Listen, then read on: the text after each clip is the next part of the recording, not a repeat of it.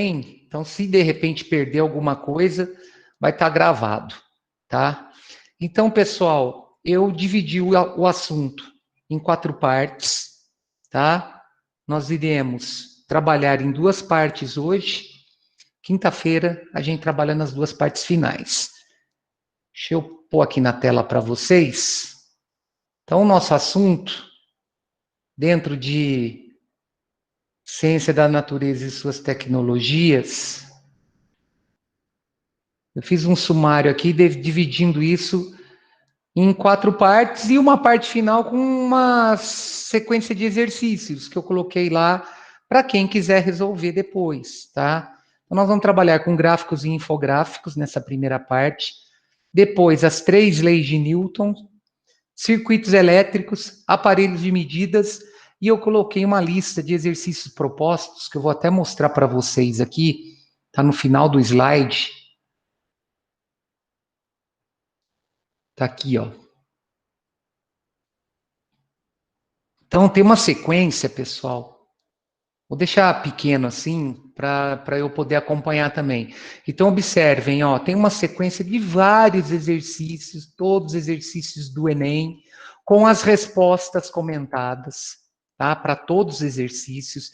Então, olha lá, ó, eu peguei, na primeira parte que nós vamos trabalhar, parte de gráficos, exercícios relacionados a informações gráficas, todas as respostas, tá? Depois, exercícios relacionados às leis de Newton, as respostas comentadas. E exercícios relacionados a aparelhos de medida e circuitos elétricos, tá? Tá tudo aqui com resposta, tá, pessoal? Tudo com resposta. Tá bem dividido, tá bem tranquilo de trabalhar, tá? Eu achei interessante colocar esses exercícios no final, para depois que a gente vê esse conteúdo, se houver o interesse de resolver, eu já estou com a resposta lá, e de repente, se não entender, pode me perguntar, que eu resolvo na próxima aula, tá? Então, nós vamos começar com essa parte de gráfica, ela é bem tranquila, eu preparei um material leve, porque já não basta a quantidade de aula que vocês estão tendo no curso normal, com esse aumento de carga horária ainda. Então, eu preparei um negócio leve para a gente poder passar esses 100 minutos bem tranquilamente, tá? Eu preciso anotar o nome de vocês, porque isso daqui, ele está valendo, a participação está valendo como nota. Alguém tem... Beleza. Alguém tem notícia do Caio? O Caio tem uma semana que não aparece da minha aula. Semana passada ele não deu as caras, hoje também não. Ontem tem mãe não. Então, tem que avisar o Caio que essa parada aqui tá valendo nota. Deixa eu anotar aqui.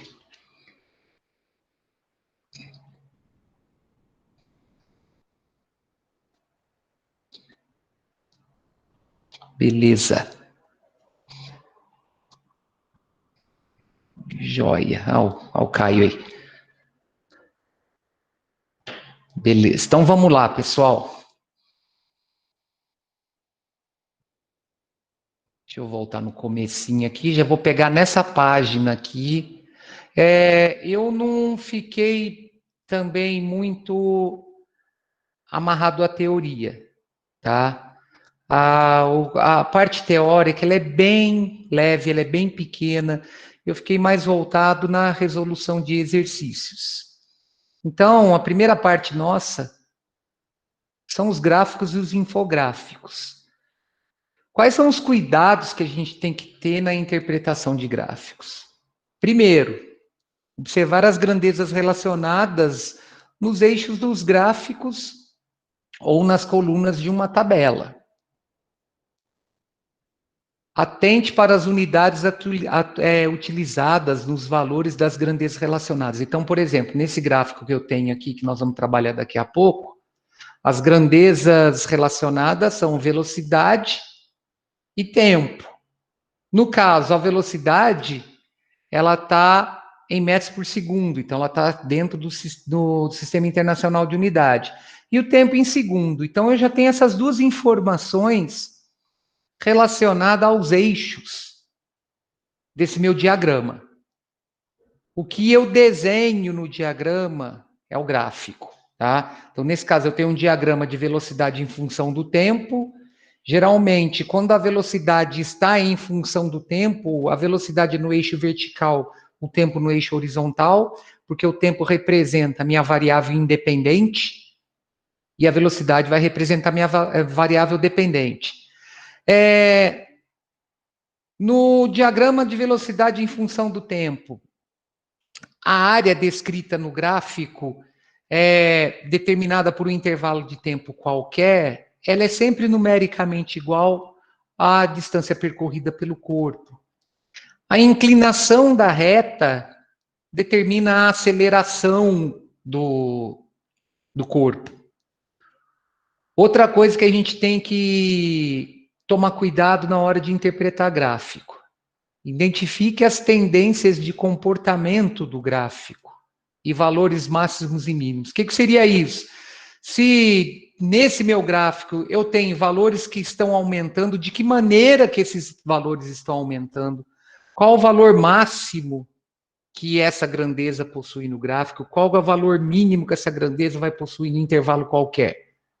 Tá? Outra coisa que a gente tem que ficar atento dentro das unidades utilizadas e os valores da grandeza, a gente tem que se atentar também se existe potência de 10 multiplicando a unidade. Tá? Por exemplo, quando a gente trabalha com gráficos de pressão e volume, geralmente existem uns multiplicadores na pressão e multiplicadores na unidade de volume. Quando eu quero trabalhar com pressão, por exemplo, dentro do sistema internacional. Então, quando eu relaciono a pressão em ATM com Pascal, né, que é Newton por metro quadrado, eu sempre tenho uma potência de base 10 expoente 5 multiplicando o meu valor numérico, quando eu passo de ATM para Newton por metro quadrado. Então, geralmente, esse multiplicador, ele está atrelado à unidade que está relacionada com as grandezas do gráfico. Então, a gente tem que atentar a isso tudo, tá? Quando possível, analise as inclinações das retas, ou se as retas sobre a curva traduzem alguma propriedade relacionada às grandezas.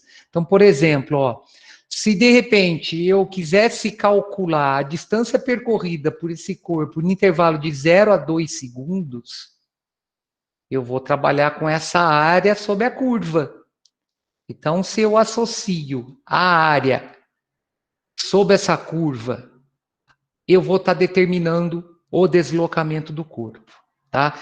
Esse exemplo é um exemplo completo, ele é bem completo. Tem uns outros exemplos aqui que, apesar da gente não estar relacionando um estudo físico, a gente vai fazer interpretação gráfica. Então, o primeiro exemplo que foi colocado é o seguinte, em uma prova de 100 metros rasos, o desempenho típico de um corredor padrão é representado pelo gráfico a seguir. Com base no gráfico, em que intervalo de tempo a velocidade do corredor é aproximadamente constante, aí foi dados intervalos de 0 a 1 segundo, entre 1 e 5 segundos, entre 5 e 8 segundos, entre 8 e 11 segundos, e entre 12 e 15 segundos. Bom, vamos analisar. Eu repeti o gráfico aqui. Então, a análise que a gente pode fazer é a seguinte, Inicialmente, pode-se identificar que as grandezas relacionadas no gráfico são a velocidade do corredor, que está representada por esses valores no eixo vertical, e o instante de tempo, que são esses valores representados no eixo horizontal. Além disso, pode-se verificar que a velocidade é medida em metros por segundo e o instante de tempo é medido em segundo. Então, eu estou com unidades padronizadas no sistema internacional. Velocidade em metros por segundo, tempo em segundo. Bom, aí vamos analisar o seguinte aqui, ó. Eu tenho essa velocidade no eixo vertical representada em metros por segundo, e o tempo são esses valores relacionados no eixo horizontal medido em segundo. Aí vamos analisar o seguinte.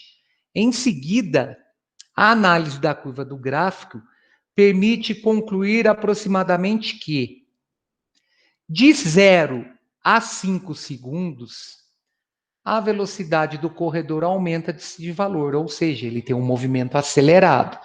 Vamos entender o que está acontecendo.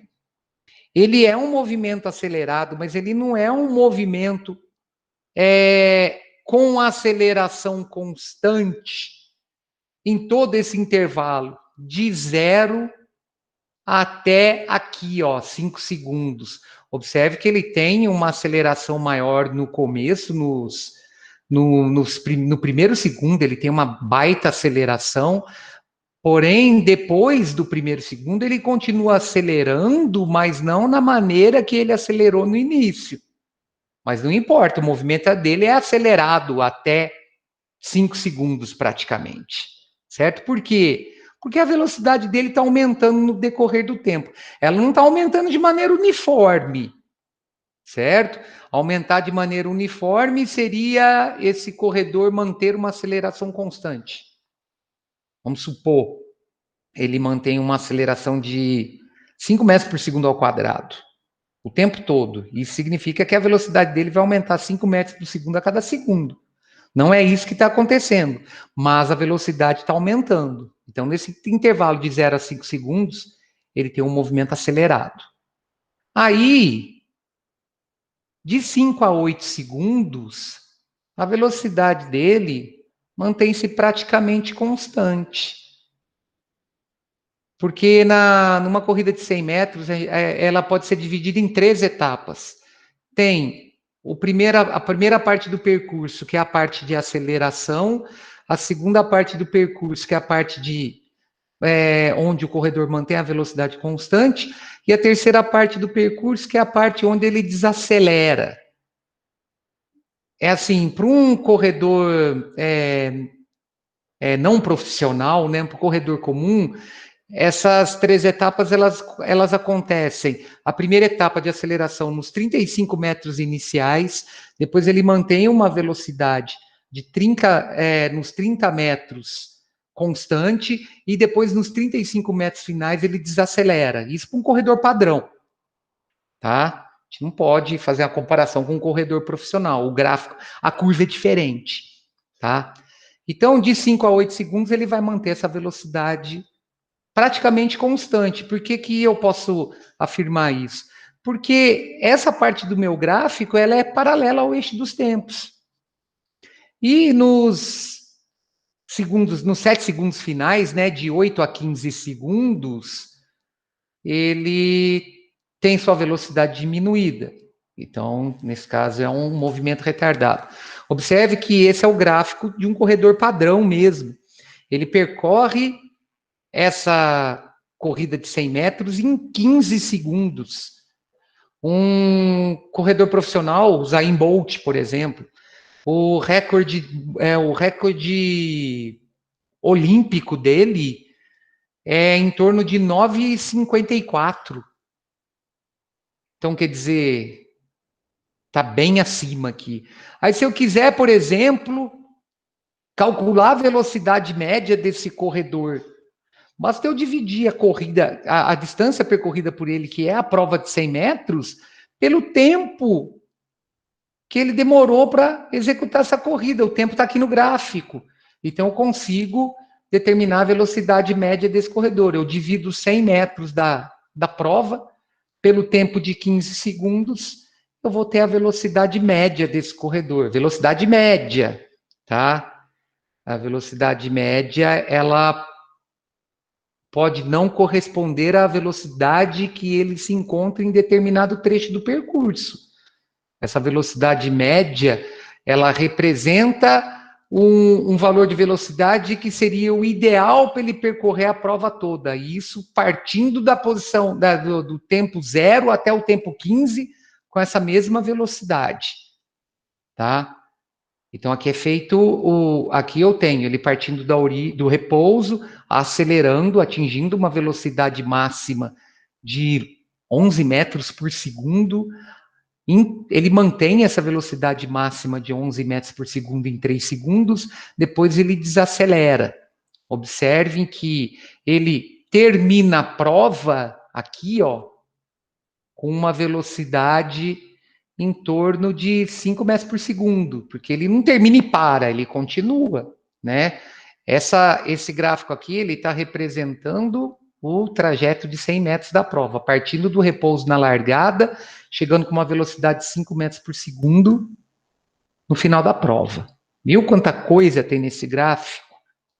É bem tranquilo de calcular. E eu garanto para vocês que se eu pudesse subdividir esses trechos, né, de intervalos de tempo em várias áreas, o cálculo final da soma dessas áreas tem que dar 100 metros, que é a corrida que ele está participando, que é o percurso que ele está desenvolvendo, tá? Resposta é a letra C. Questão 2, dentro desse estudo do gráfico. Em que intervalo de tempo o corredor apresenta aceleração máxima? Então, o que vai acontecer? A aceleração é a grandeza física que varia a velocidade do corpo no decorrer do tempo. Ou seja, a aceleração é a taxa temporal da velocidade.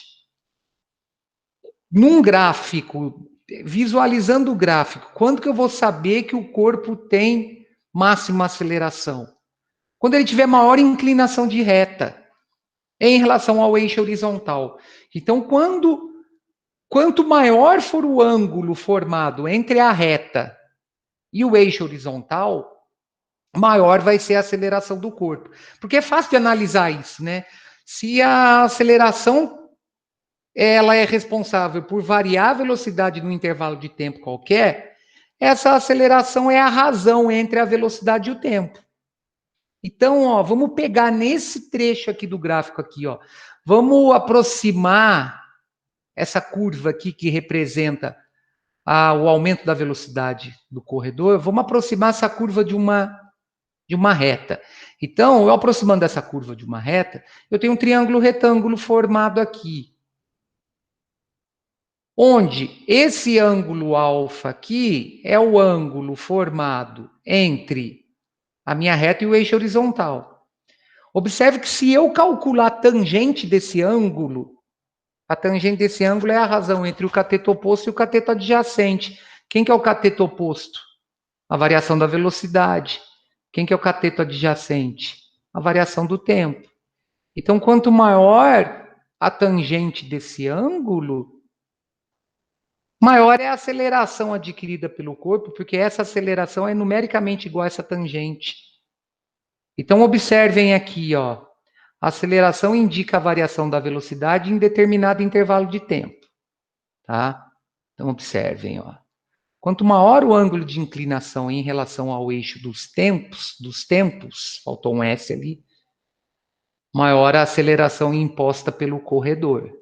Então, observem, ó, tem vários ângulos aqui, ó. Tem esse aqui em cima. Aí o ângulo inverte, ó.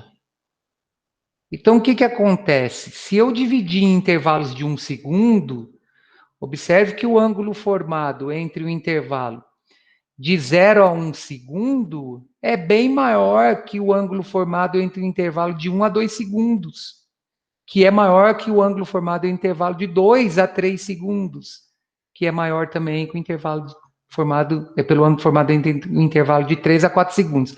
Então, eu subdividindo os intervalos de tempo a cada segundo, eu analiso o ângulo.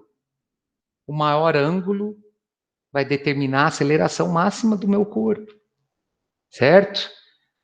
Então, olha lá, ó, de 0 a 5 segundos, eu tenho praticamente um movimento uniformemente variado, acelerado, né? Se eu considerar as retas. para determinar essa variação da velocidade em relação à variação do tempo. De 5 a 8 segundos, eu não tenho aceleração, é um movimento retilíneo uniforme. E, a partir de 8 segundos, né, de 8 a 15 segundos, o movimento é retardado. Então, o que nós temos? Sendo assim, considerando-se um intervalo de tempo de 1 segundo, pela análise do gráfico, pode-se concluir que a variação da velocidade é maior entre 0 e 1 segundo. A resposta é a letra A. Então, fica fácil de analisar quando a gente divide esse gráfico em intervalos de 1 segundo. Dividindo esse gráfico em intervalos de 1 segundo, eu determino o ângulo formado entre a reta e o eixo horizontal. Quanto maior for esse ângulo, maior é a aceleração adquirida pelo corpo. Ó, é bem fácil de entender, pessoal, é bem tranquilo de entender, ó. Vamos analisar aqui, ó. De 0 a 1 segundo eu tenho esse ângulo, certo? Aqui, ó, esse segmento de reta horizontal representa 1.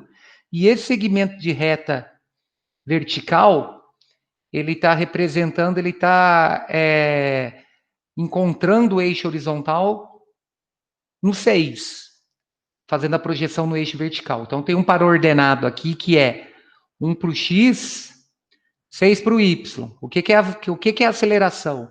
É a razão entre a variação da velocidade, que é 6, e a variação do tempo, que é 1. Então, ele acelerou em 6 metros por segundo ao quadrado aqui. Aí, no segundo intervalo de tempo, né? No segundo intervalo de tempo de 1 segundo, o meu valor horizontal continua sendo 1. E aqui, ó, ele vai de 6 para 9, né, ó. Então, variou só 3 aqui. Então, a aceleração dele já caiu. Foi para 3 metros por segundo ao quadrado, aproximadamente, tá? Aproximando essa curva aí de uma reta para a gente ter a hipotenusa do triângulo. Aí aqui, ó, ele tem o mesmo intervalo de tempo de 1 segundo, só que a velocidade dele aqui variou 1. Então, a velocidade dele, a aceleração dele caiu para 1 metro por segundo ao quadrado. Aí chega uma hora que ele não acelera mais, ele mantém a velocidade constante. Porque ele chegou no ponto de velocidade máxima dele, na hora que ele percebe que ele chega na velocidade máxima dele, ele para de acelerar. Mantém a velocidade constante para conservar a energia, para poder depois terminar a prova, porque ele tem que desacelerar para chegar, né? No final da prova. Beleza? Esse daqui é muito legal. Ele não tem nada a ver com física. Não tem nenhum estudo físico nele, relacionando velocidade, tempo, aceleração, deslocamento, não tem nada disso. Mas ele é um exercício que estabelece todo o desenvolvimento de informação gráfica. Olha lá, o gráfico a seguir mostra a área desmatada da Amazônia em quilômetros quadrados a cada ano, no período de 1988 a 2008.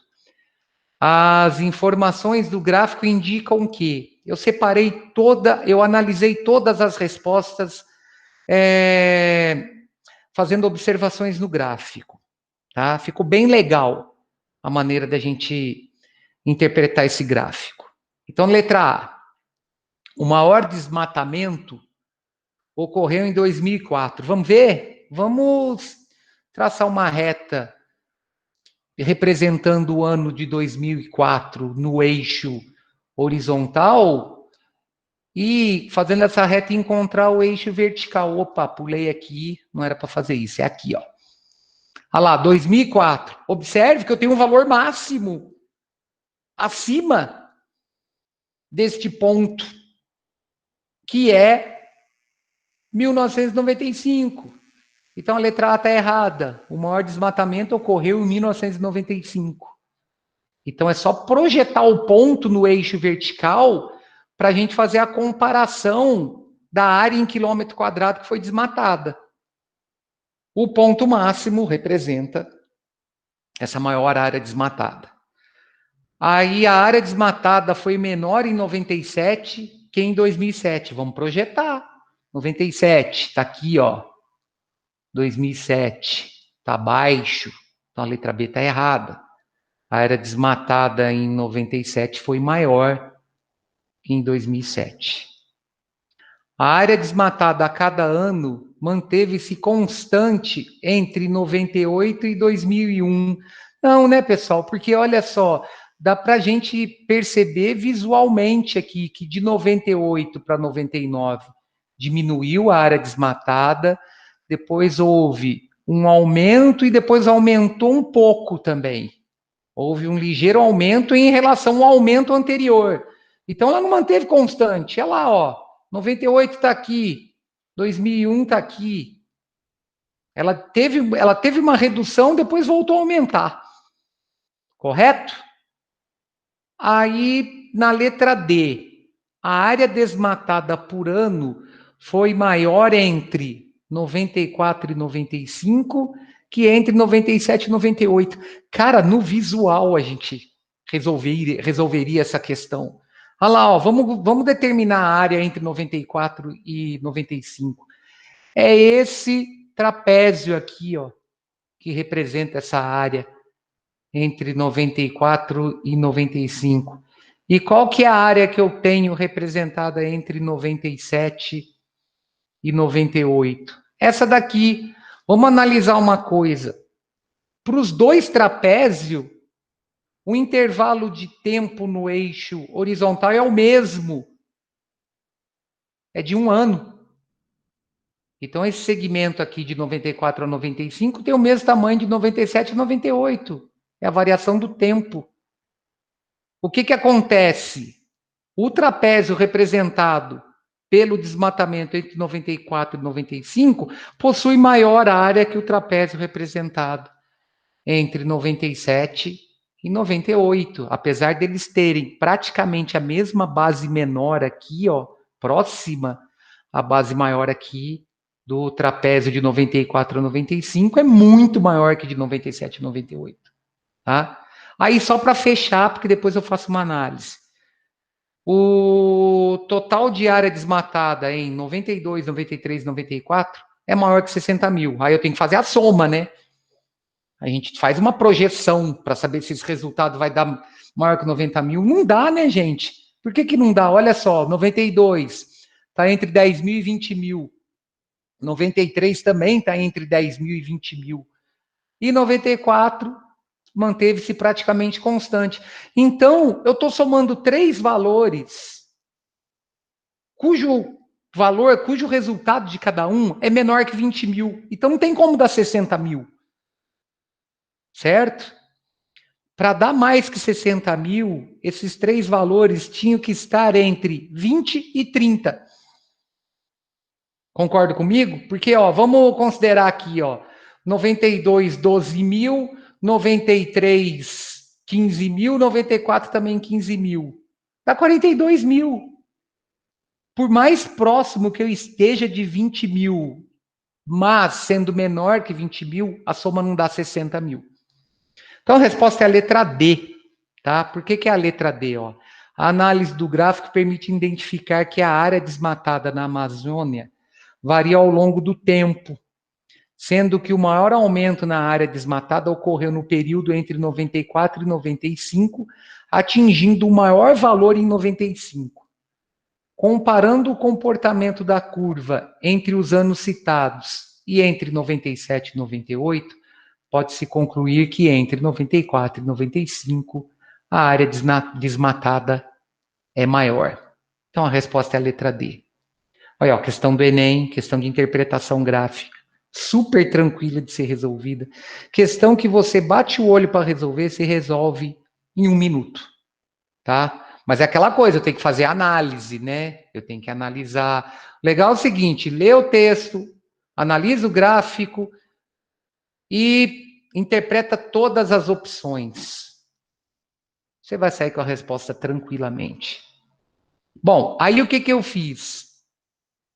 Eu coloquei umas atividades nessa parte de gráficos. Eu coloquei uns exercícios para a gente desenvolver mais um pouco, mas eu voltei esses exercícios para física, para biologia, tá? Eu dei uma misturada aqui para a gente fazer as análises gráficas, tá? Bem tranquilo também. Até aqui sossegado, pessoal? Posso continuar? Se tiver corrido, por favor, me avise que eu dou uma freada, tá? Tranquilo? Posso continuar sossegado? Beleza. Então vamos lá. Joia. Então, ó, tem umas atividades aqui bacaninha. Eu também dei uma mexida legal nos slides. Ah, outra coisa, pessoal. Eu mexi no slide, tá? Eu não aguentei. Hoje de manhã eu estava olhando os slides. Eu achei que nos slides que eu montei para vocês, eu achei que eles estavam meio pobre de informação, de visual. Então eu dei uma mexida nos slides. Eu vou fazer o seguinte. Tem a aula agendada para quinta, certo? Então, eu vou tirar o slide que está lá e vou colocar esse, porque aí eu não vou mais mexer. Hoje eu já mexi em tudo que eu tinha que fazer nesse slide. Porque aí quem quiser salvar depois vai estar com o slide no formato da aula que eu estou dando. Beleza? Então vamos lá.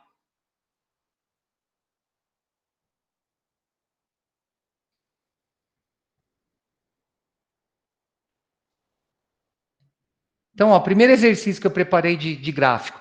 Cara, isso aqui é muito importante dentro do estudo de movimento. É quando a curva inverte sentido. Porque o que acontece?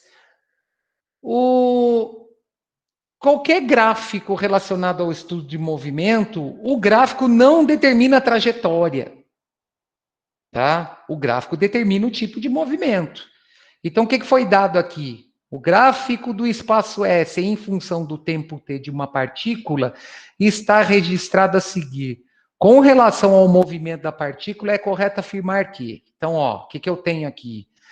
Esse gráfico desenhado nesse diagrama, posição em função de tempo, ele está representando o comportamento do corpo que está deslocando numa trajetória que eu não sei como é que é essa trajetória. Ah, mas o gráfico está cheio de curva, então tem reta e tem curva na trajetória. Ele está subindo um morro, depois ele está descendo. Não, não tem nada a ver. Isso daqui está representando o comportamento do corpo sobre a trajetória, e isso está representando a variação da posição do corpo em relação à trajetória que ele está deslocando. Aí o que ele coloca? A trajetória foi retilínea? Não. Gráfico de posição em função do tempo não determina a trajetória. A velocidade foi sempre positiva? Eu não posso afirmar isso categoricamente.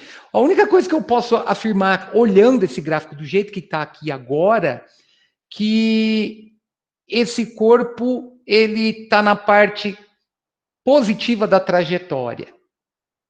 Por quê? Porque se eu analisar o sistema de eixo aqui, horizontal e vertical, o meu gráfico, ele está todo na parte positiva do eixo vertical. Aí ele fala, a aceleração foi sempre positiva, aí a velocidade foi nula em 3 instantes, o movimento foi uniforme. Bom, vamos entender o que está acontecendo, qual que é o comportamento desse gráfico.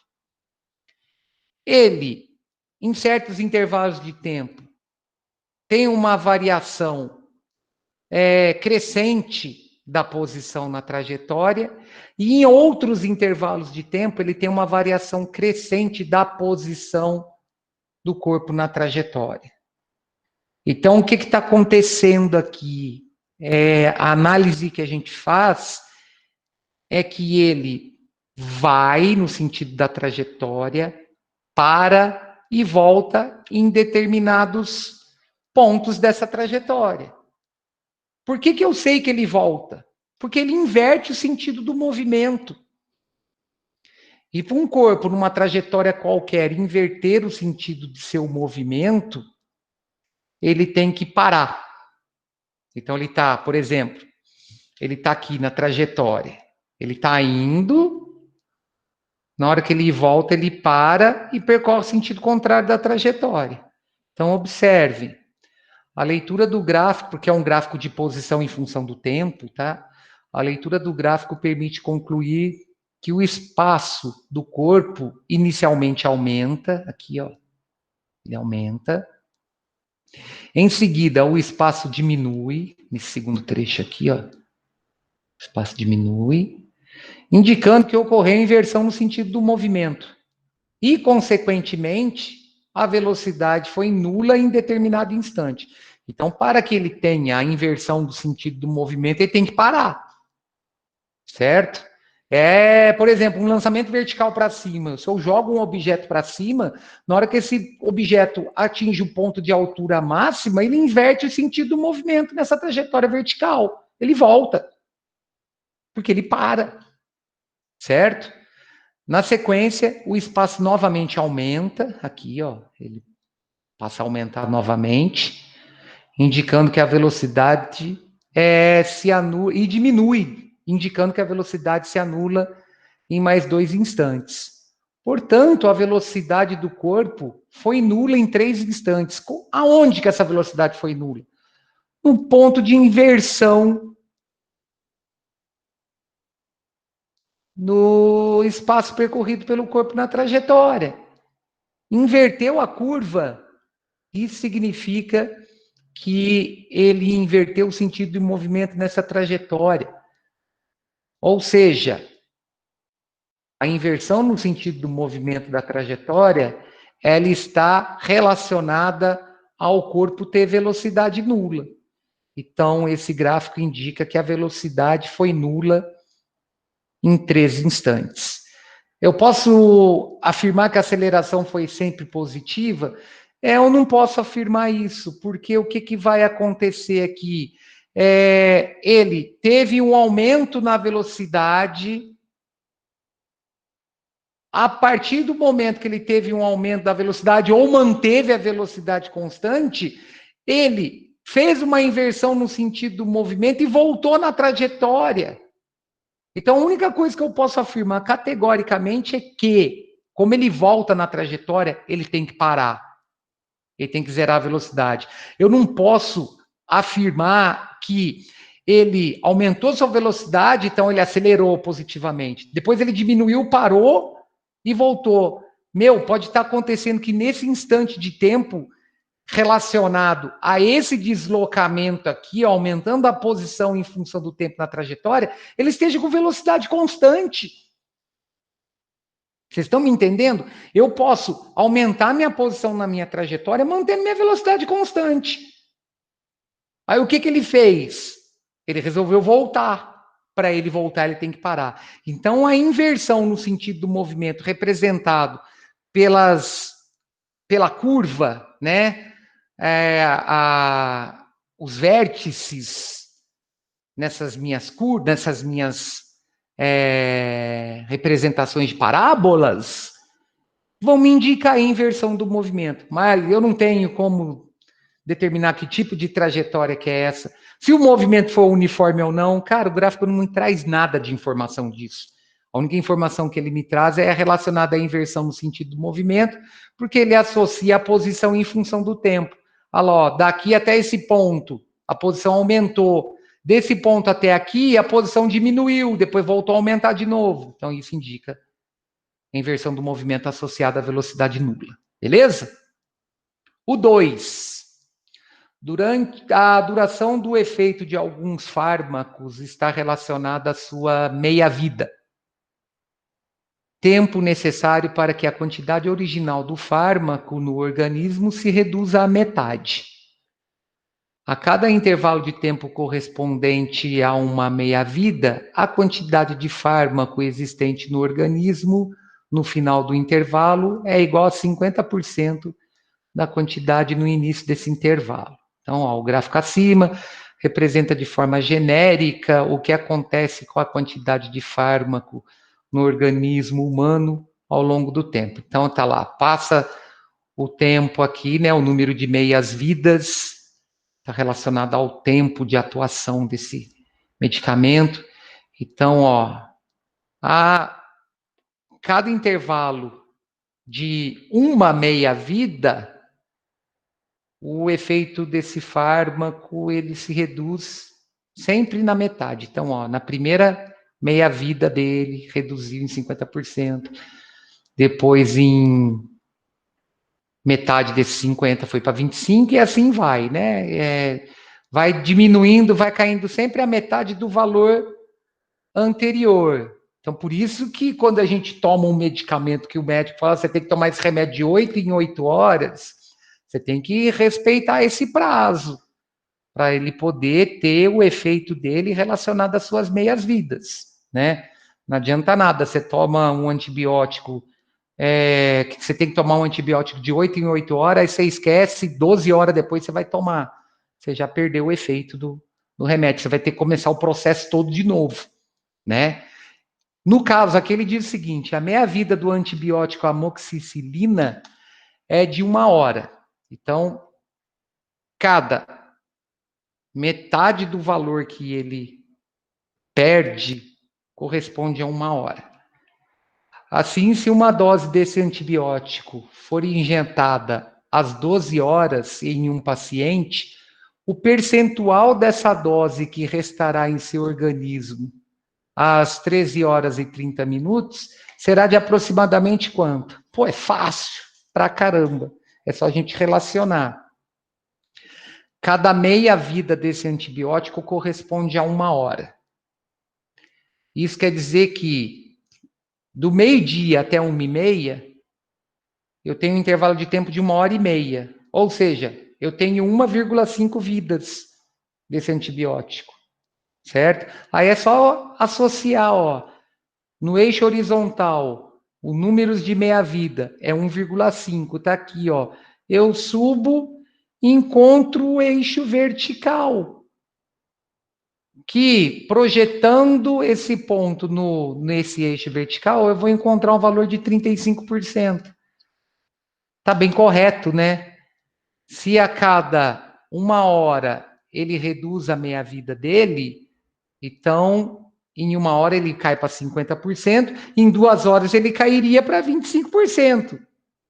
Mas ele quer saber qual é a porcentagem em 1 hora e meia, ou seja, em 1,5 vidas. Então observem, olha lá, ó, das 12 horas às 13 horas e 30 minutos, temos decorrido 1 hora e meia. Como a meia-vida da amoxicilina é de 1 hora, passou-se 1,5 meia-vida. Logo, de acordo com o gráfico, teremos.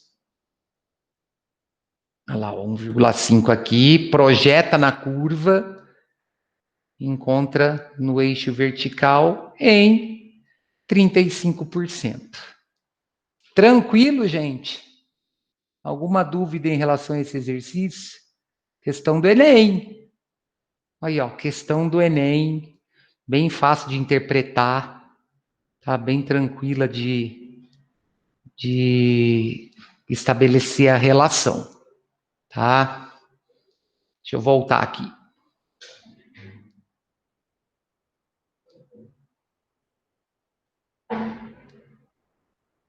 Questão 3.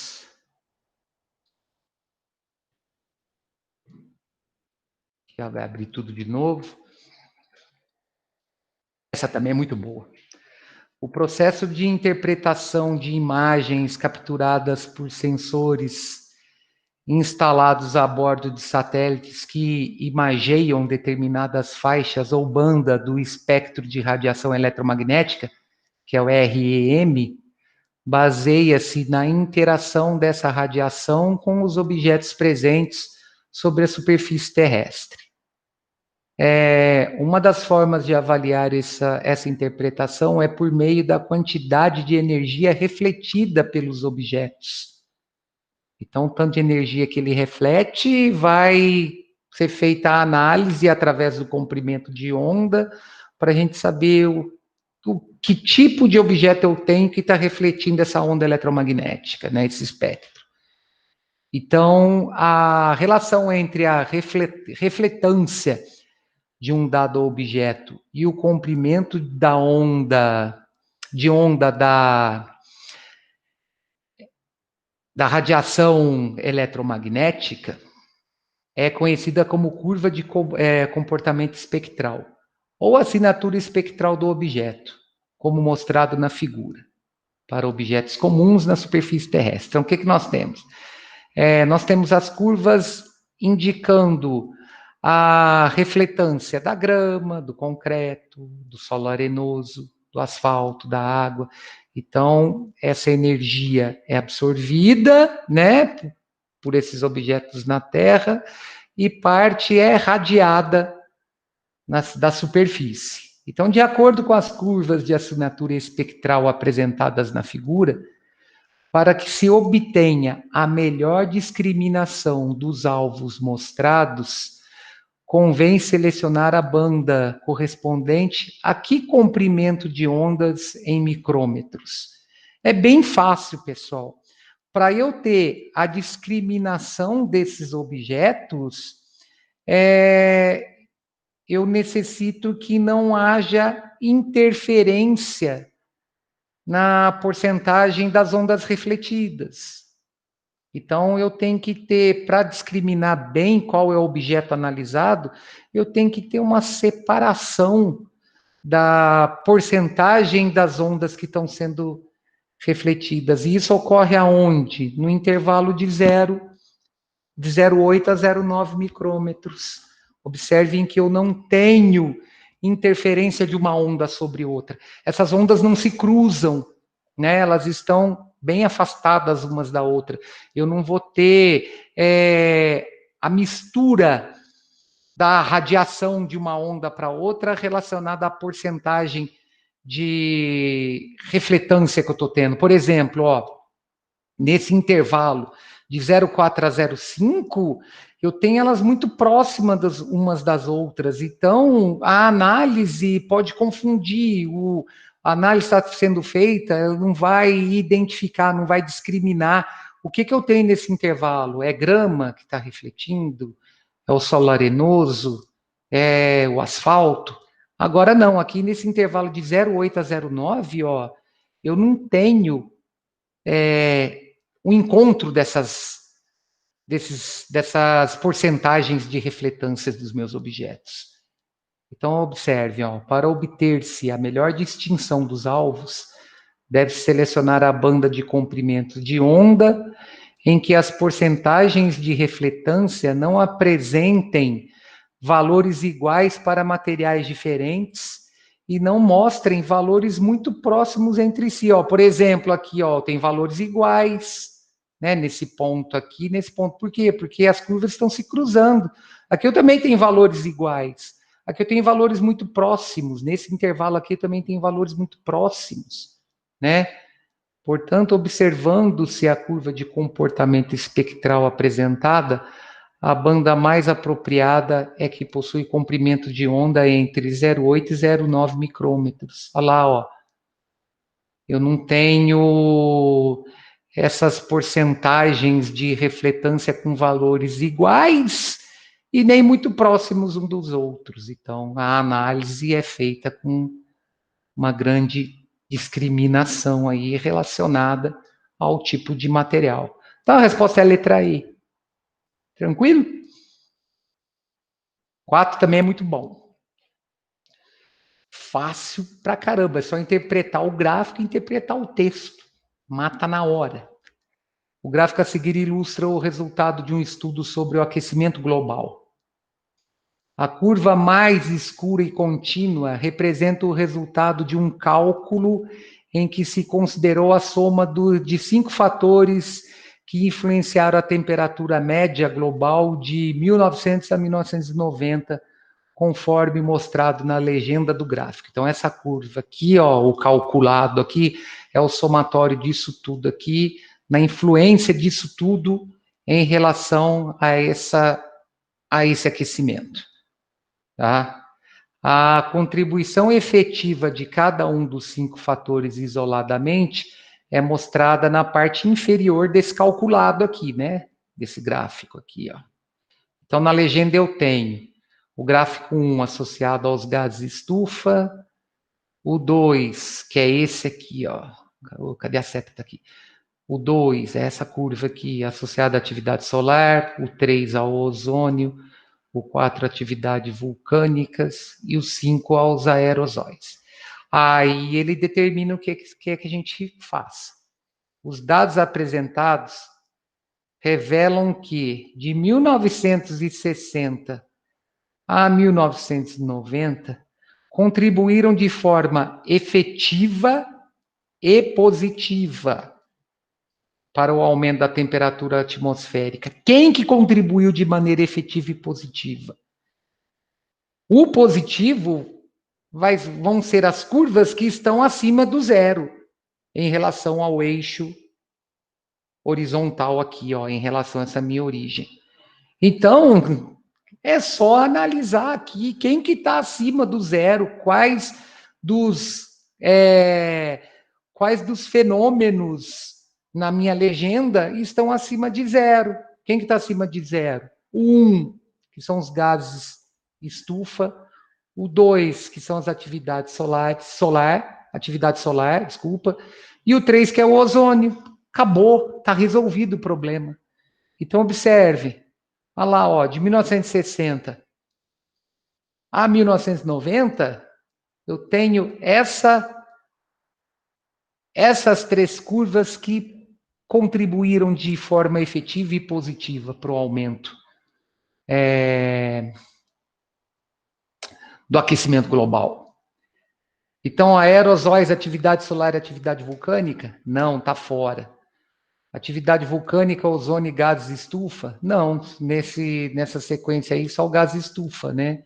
Então, o que nós temos? Nós temos que, de acordo com o gráfico, os únicos fatores que apresentam contribuição efetiva e positiva de 1960 a 1990 são gás estufa, atividade solar e ozônio. Não está na ordem aqui. A resposta não está na ordem. Então, ó, a letra B não é.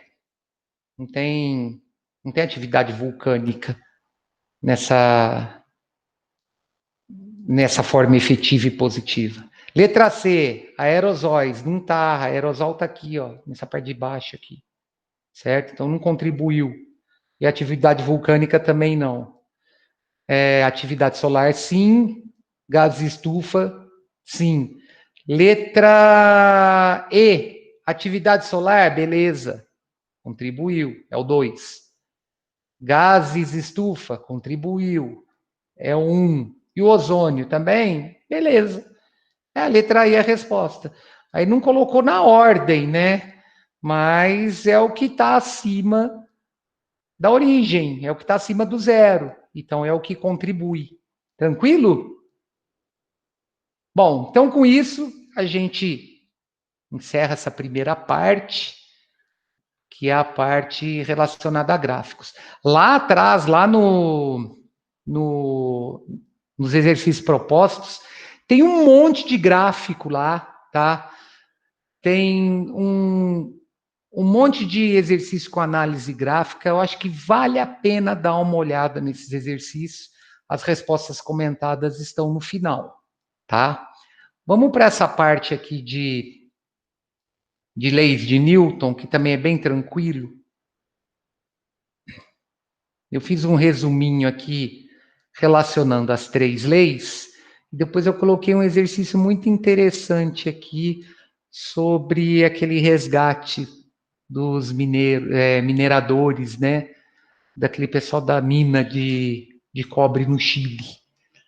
Então, as leis de Newton. Primeira lei é o princípio da inércia.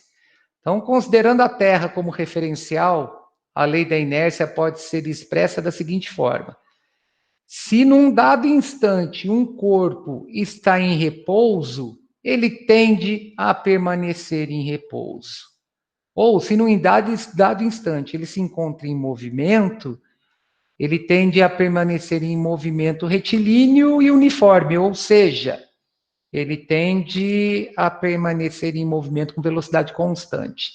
Então, essa primeira lei da inércia, essa primeira lei de Newton, que é a lei da inércia, ela tá relacionada à resultante das forças sobre um corpo ser igual a zero.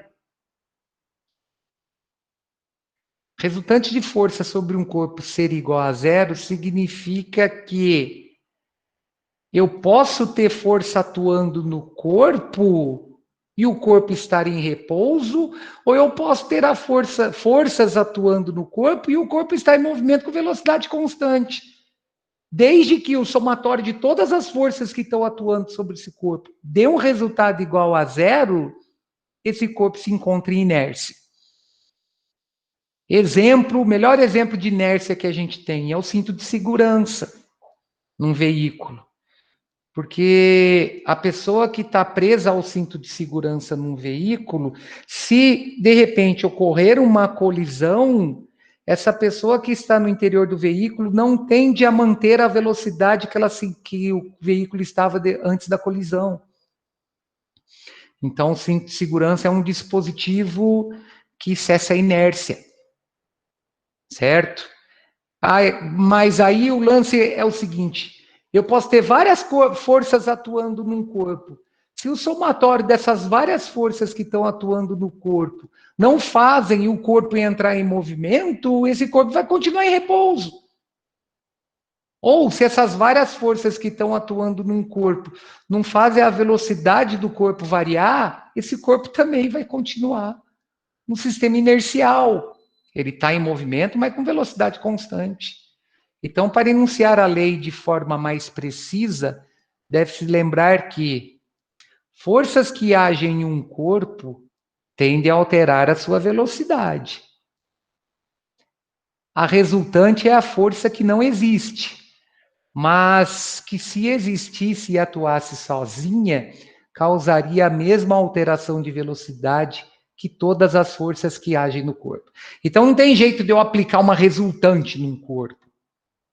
Eu tenho como aplicar uma força num corpo que, dependendo da situação, vai resultar numa força resultante igual a zero.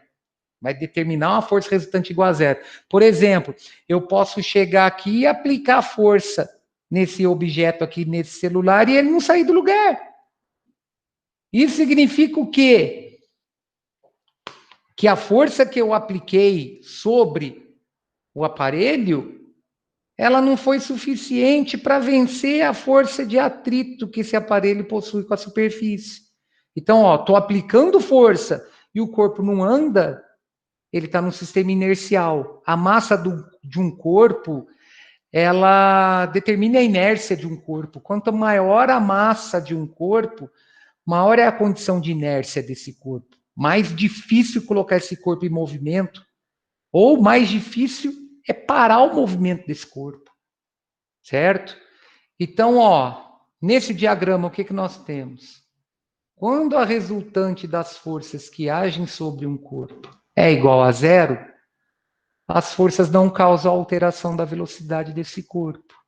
Logo, essa velocidade vai ser constante. Ela pode ser constante na condição de repouso, ela vai ser nula, ou ela pode ser constante com valor diferente de zero. Né? Quantas vezes a gente já passou por uma situação que a gente, por exemplo, está dentro de um veículo e o veículo acelera bruscamente. Qual que é a tendência de a gente ir para trás? Porque a condição nossa era manter em repouso, ou quando freia bruscamente, a tendência nossa é ir para frente, né? Ninguém vai ser louco de ficar dentro de um avião pousando ou decolando e em pé no corredor do avião. O pessoal que trabalha, o pessoal de bordo nem deixa também, né? Ninguém vai ficar em pé lá no corredor esperando ver o que vai acontecer na decolagem e na aterrissagem. Na decolagem, se você ficar em pé no corredor do avião, você vai parar lá na cauda do avião. Na aterrissagem, você vai parar lá na cabine do avião. Por quê? A tendência do seu corpo na decolagem era permanecer em repouso. O corpo entra em movimento. Na aterrissagem é a mesma coisa. Você tem uma velocidade relacionada à velocidade do avião. Ele começa a frear bruscamente, a tendência sua é continuar nessa velocidade. Então, pode ter força, podem existir várias forças atuando sobre o corpo. Se a resultante de todas essas forças for igual a zero, eu tenho a condição de inércia. Tá? Isso significa que essas forças que estão atuando no corpo, elas não são suficientes para alterar a velocidade desse corpo. Então, um corpo num estado inercial, ele tem resultante de forças nula, e essa resultante determina uma velocidade constante que pode determinar o repouso ou o movimento com velocidade constante numa trajetória retilínea. Beleza? Aí nós vamos para a segunda lei. Na segunda lei, eu já tenho uma resultante de forças atuando no corpo diferente de zero. A segunda lei de Newton, ela é o princípio fundamental da dinâmica.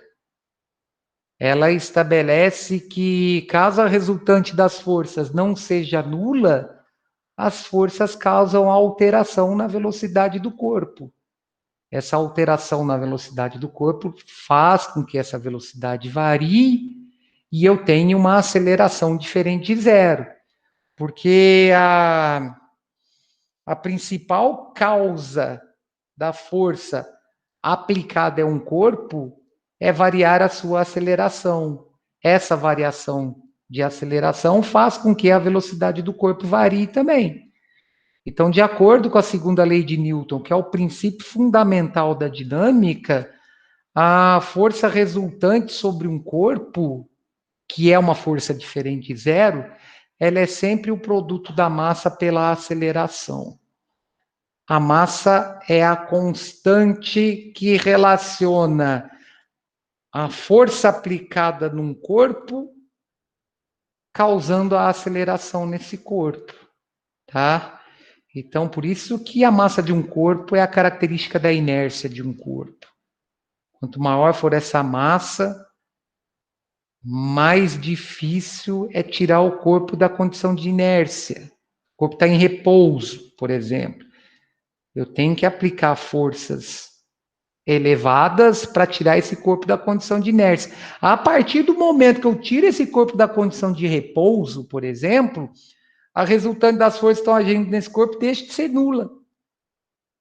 Se essa força aplicada, ela foi responsável por uma variação de velocidade, essa força aplicada, que é a força resultante sobre esse corpo, ela é calculada multiplicando-se a massa desse corpo pela aceleração adquirida por ele. E quem que é essa aceleração? Essa aceleração vai representar a variação da velocidade num intervalo de tempo qualquer. Tá? Olha lá, ó, lembrando que a aceleração indica a taxa de variação da velocidade do meu corpo. E a última lei, que é a terceira lei de Newton, é o princípio da ação e reação. O resultado da interação entre um par de corpos A e B é um par de forças, uma aplicada por A em B e a outra aplicada por B em A. Esse par de forças é chamado par ação e reação. As forças que compõem um par ação e reação têm sempre a mesma intensidade, a mesma direção, mas sentidos opostos. Então, ó, no exemplo a seguir, considera-se a interação entre a bola B e a cabeça do jogador C. Então, o que é FCB? É a força que a cabeça do jogador aplica na bola. Eu vou fazer surgir uma força FBC que tem a mesma intensidade, né? O vetor é do mesmo tamanho, a mesma direção, olha lá, ó, essa linha aqui, né, que passa pelos vetores, representa a direção, é a posição, porém em sentidos contrários. Então, a FBC é a força que a bola aplica na cabeça do jogador, né? É lógico que vai depender do tipo de material, né? Ninguém vai ser louco de querer provar ação e reação dando um murro na parede. A mesma força que você faz aplicando na parede, a parede reage aplicando na sua mão. Só que a fragidez, né? Os ossos são mais frágeis que uma parede de tijolo. Então, quem que vai sofrer a consequência? Quem deu o murro na parede. Só que ela segue o princípio da ação e reação. Tá? E outra coisa, é sempre aplicado em corpos distintos. Ninguém consegue se erguer puxando o cadarço do tênis. Você está sentado assim, eu vou levantar puxando o cadarço do meu tênis. Você não consegue levantar porque você está aplicando a força no mesmo corpo, você não está criando uma ação e reação. Então tem que ser em corpos distintos, tá? Bom, vamos fazer um exercício aqui de 1 a 4. Ele é bem tranquilo.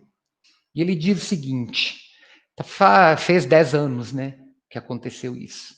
No dia 5 de agosto de 2010, 33 trabalhadores chilenos ficaram isolados no interior de uma mina de ouro e cobre, a cerca de 630 metros de profundidade, em San José, que fica a 800 quilômetros ao norte de Santiago, em pleno deserto do Atacama, depois que um desabamento bloqueou a galeria de acesso.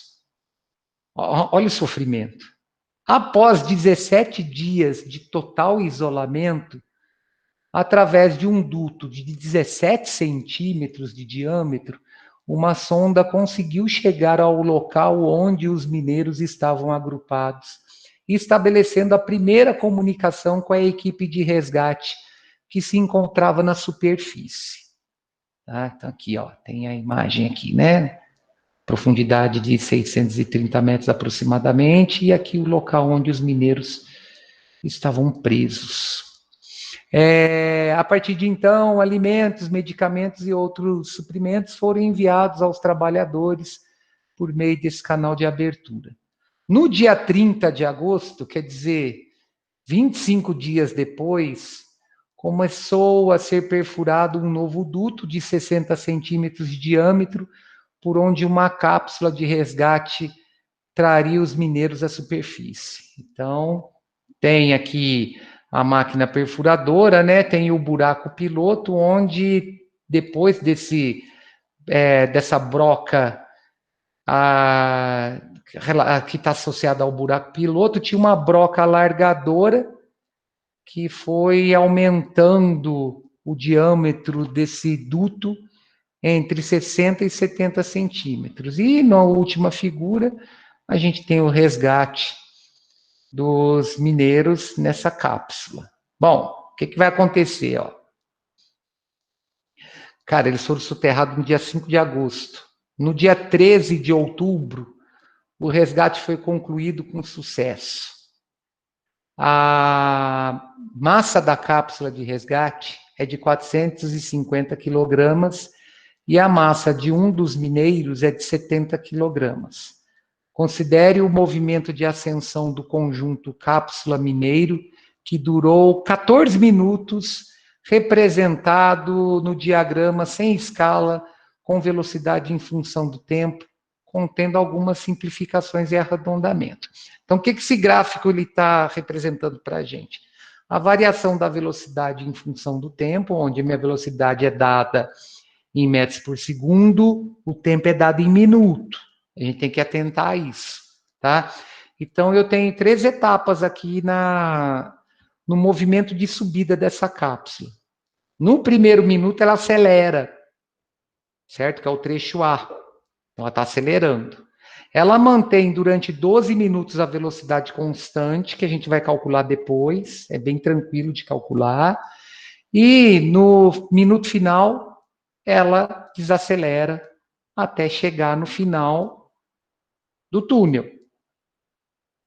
Essa área, pessoal, que é esse trapézio que está representado aqui, ela corresponde a 630 metros, que é o comprimento do túnel, do duto. Beleza? Então, ó, eu tenho um trecho de aceleração, de velocidade constante e desaceleração, onde o deslocamento total aqui corresponde a 630 metros. Por isso que eu falei que é fácil de calcular a velocidade, né? A gente relaciona o deslocamento à área do trapézio, acha essa velocidade tranquilamente, tá? Bom, vamos ver o que ele pede do 1 ao 4. O conjunto foi içado por meio de um cabo de aço que estava preso a um motor.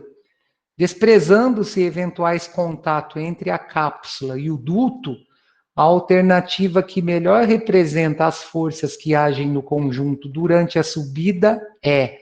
Vamos analisar?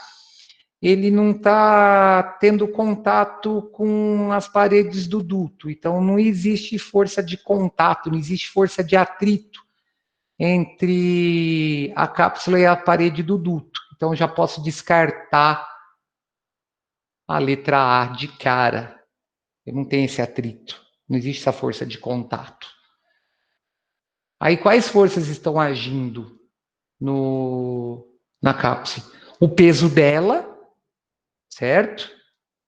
Que é uma força gravitacional, ela vai estar agindo no corpo, ela vai estar agindo sempre, e a força de tração no cabo, no qual essa cápsula é puxada. Então, eu tenho duas forças agindo nesse corpo. Uma vertical para cima, que é a força de tração no cabo, e uma vertical para baixo, que é a ação da gravidade, que é a força-peso. Então, a letra B eu já descarto. Não tem só tração agindo. O sistema tem massa, então tem força-peso. A letra C seria se o cabo arrebentasse. Só teria ação da força-peso no corpo. A letra D, ela não condiz, porque o corpo, a cápsula está presa por meio de um cabo. Ele não especificou a quantidade de cabos. Eu tenho que partir do princípio que eu tenho uma força agindo para cima, que está associada ao cabo, e a força-peso associada à ação gravitacional. Então, a resposta é a letra E, que é a força... Pois não. Volta na imagem, por favor. Na imagem primeiro... slide, na imagem desse, quando eles pegaram ali o... tá. Ele estava descendo o negócio. Aqui, essa aqui? Peraí. Essa aqui? Isso. Não tem duas cordas aqui? Não seria duas tração? Não, mas aí aqui acontece o seguinte: a análise que eu faço está relacionada à força de tração. É um somatório. Você entendeu? Uma condição de equilíbrio. Uma condição de equilíbrio. Aí o que eu vou ter? Eu tenho uma condição onde eu tenho uma força agindo para cima, e uma força peso agindo para baixo. Tanto é que foi muito bem colocado, Matheus. Muito bem colocado isso que você pôs. Porque o que acontece? Eu não tenho a cápsula que tem uma massa e uma pessoa dentro dessa cápsula. Eu considero a força-peso do sistema. Você entendeu? Eu não vou considerar o peso, a representação da força-peso, eu não vou considerar fazendo um vetor para o peso do minerador e um vetor para o peso da cápsula. Eu vou representar a força-peso como a força do sistema. Assim como eu represento a força de tração por uma única força, que é a força que atua puxando o sistema. Entendeu? Muito bem colocado, cara. Ela leva a confundir mesmo, tá? Ah, tem dois cabos, então eu vou marcar a letra D, que é a resposta correta. Então, observem o que está acontecendo. O conjunto cápsula mais mineiro interage apenas com a terra, correto? Se o fio arrebentar, meu amigo, isso daí cai com a força-peso. E com o fio, já que a interação com as paredes do duto foi desprezada. Dessa forma, as únicas forças que agem sobre ele são o peso vertical para baixo, aplicado pela terra, e a tração vertical para cima, aplicada pelo cabo. Tranquilo, Matheus? Então, o que eu tenho que analisar aqui é a força associada ao sistema. A força associada a quem está puxando e quem faz a função de ser de não ser puxado, né? Porque se o cabo arrebenta, a cápsula cai com força-peso, beleza? Então, é a força do conjunto, é a força do sistema, tá? Observe que eu tenho uma representação de vetor para o peso e uma representação de vetor para a força de tração. Tranquilo? Continuando. Beleza, professor. Com relação às intensidades da força de tração e da força-peso, durante o referido deslocamento, assinale a posição correta. O que eu fiz, pessoal? Eu voltei o gráfico aqui, para a gente ter uma análise do que está acontecendo durante o movimento de subida dessa cápsula. Ela percorre 630 metros, acelerando durante 1 minuto, mantendo a velocidade constante durante 12 minutos, depois freando no minuto final. O esquema aqui está muito bem feito, porque o que acontece? Mas eles poderiam manter isso daí acelerando por um intervalo de tempo maior. Cara, até podia, mas só que você vai causando desgaste no cabo. Você vai causando fadiga no material. Então, por que você vai causando fadiga no material?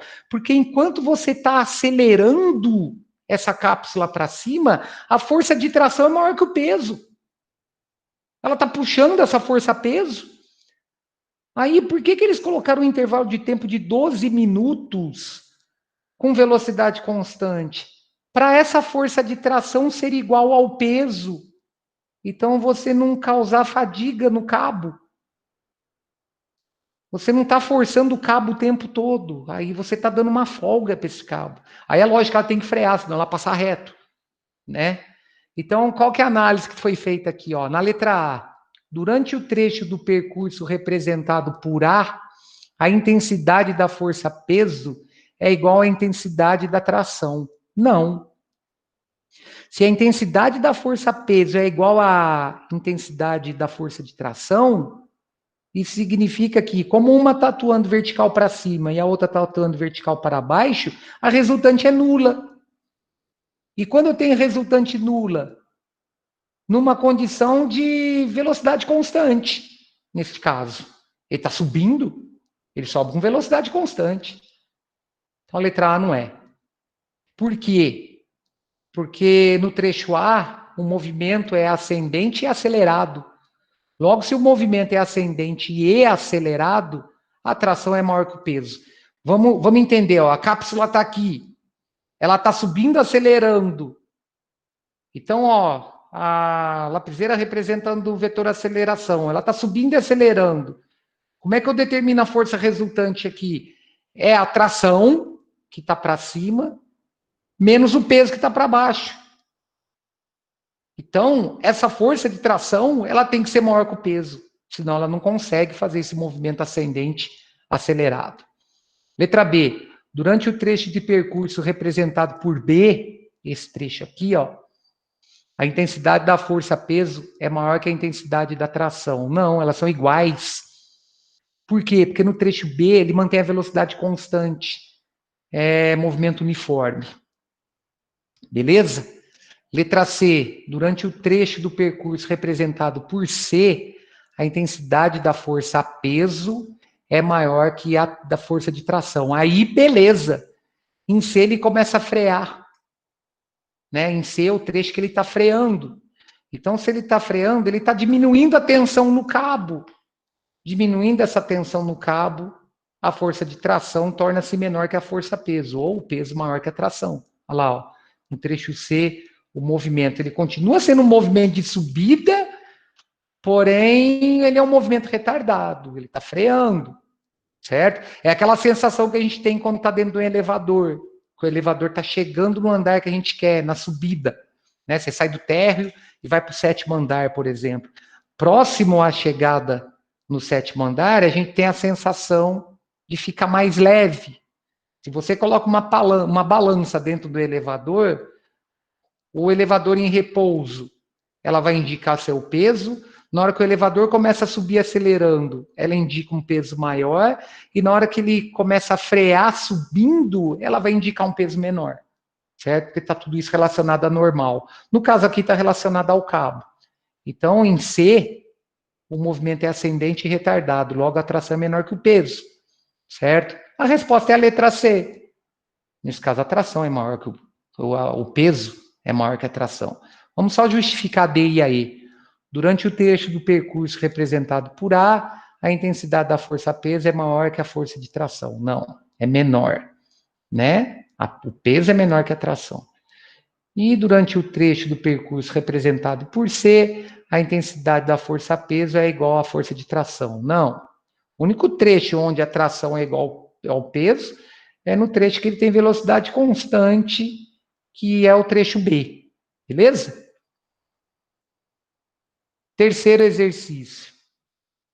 Assinale a opção que indica o valor aproximado da velocidade escalar média em metros por segundo no referente percurso. Ó, voltando só um minutinho aqui, ó. O que eu falei no começo? Que a área sob o gráfico, que é a área desse trapézio aqui, ela representa o deslocamento da cápsula, que é de 630 metros. Só que eu tenho que tomar um cuidado danado aqui, tá? O tempo está em minuto.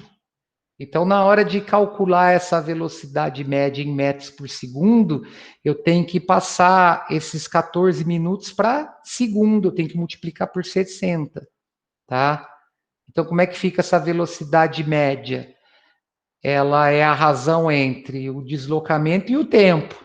No nosso caso, o deslocamento é de 630 metros e o tempo é de 14 minutos, ou seja, 840 segundos. Dividindo esses 630 pelos 840, eu tenho a velocidade média de 0,75 metros por segundo.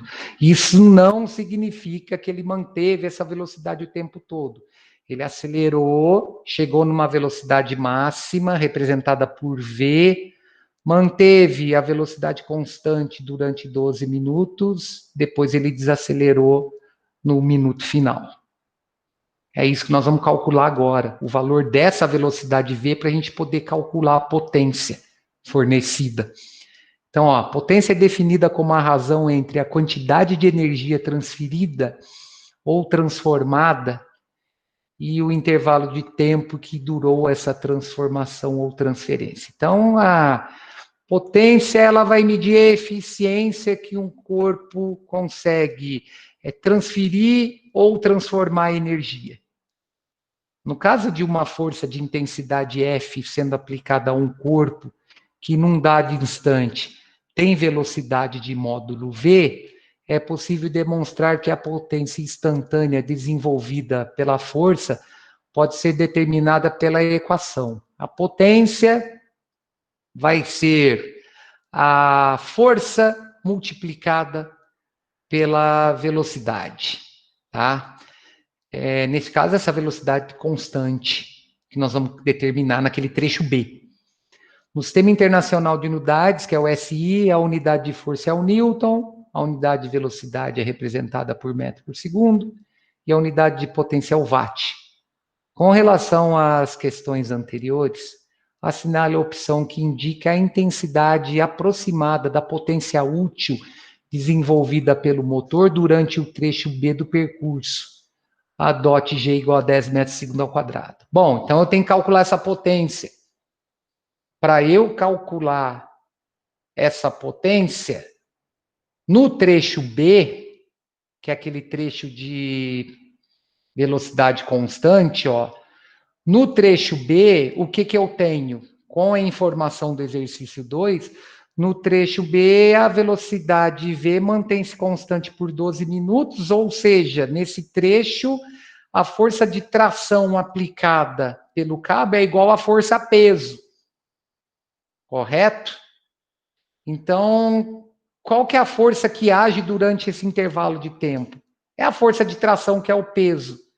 E qual que é a velocidade que eu vou ter? É a velocidade que eu vou calcular na área representada por esse trapézio. Esse trapézio, ele é numericamente igual ao deslocamento de 630 metros. Então, ó, a potência útil pode ser determinada pela equação potência útil igual ao produto da velocidade, da força vezes a velocidade, em que F é a intensidade da força de tração aplicada ao conjunto, porque aqui ele tem velocidade constante, e V é a intensidade da velocidade no conjunto, do conjunto no trecho B. Então, para essa situação, no trecho B, o peso do corpo é igual à tração. Então, como é que eu calculo essa tração? Multiplicando-se a massa do sistema pela aceleração da gravidade. Essa massa do sistema foi dado lá no começo, 450 quilogramas para a cápsula, e considerando um mineiro com 70 quilogramas. Multiplicando isso tudo por 10, eu tenho 5.200 newtons de força de tração aplicada a essa cápsula nesse trecho B de velocidade constante. Aí como é que eu vou calcular essa velocidade no trecho B? Essa velocidade no trecho B, ela pode ser calculada considerando-se que o deslocamento é numericamente igual à área desse trapézio aqui, ó. Base maior mais base menor vezes a altura dividido por 2. Quem que é a base maior? É 14, tá? Quem que é a base menor? É 12. Ah, mas professor, por que apareceu 60 aí? Porque eu tenho que transformar em segundo. Correto? Tem que ser passado para segundo, porque a velocidade, para eu poder calcular, ó, tá aqui no texto, para eu poder calcular essa potência, a velocidade tem que estar em metro por segundo. Delta S é o deslocamento de 630 metros, e a altura do meu trapézio, que é esse segmento vertical aqui, é a velocidade constante que ele vai ter no trecho B. Olha lá, ó. No exercício 3, a gente tem uma velocidade média de 0,75 metros por segundo. A velocidade máxima que ele alcança, e mantém isso durante 12 minutos, é de 0,81.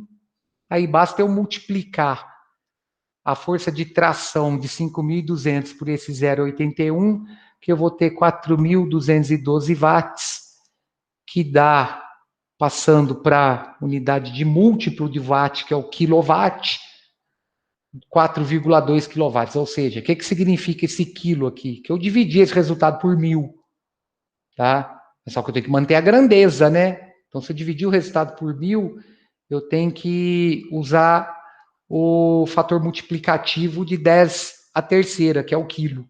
Beleza? A resposta é a letra D. Certo, pessoal? Ó, lá no fim do capítulo, lá no fim do slide, quer dizer, tem as atividades. Quem quiser dar uma olhada lá, dá uma olhada, vale a pena, tá? Qualquer dúvida, é só me procurar, que eu tiro. Tranquilo, gente? Eu consegui atingir o que vocês estavam esperando? Beleza, Guilherme? Ficou legal, professor. Beleza, gente. Obrigado pela atenção. Amanhã a gente tem aula de manhã, amanhã a gente já encontra de novo na indução eletromagnética, tá? E na quinta-feira à tarde a gente termina. Sossegado? Então, um abraço para todo mundo, bom descanso. Até amanhã de manhã. Falou, Maria Eduarda, um abraço. Falou, Guilherme. Ó, Um abraço para professor. você. Pois não. Pode falar, Júlia. Tchau. Não, Tchau. tô falando tchau. Falou então, um abraço. Tudo de bom para vocês.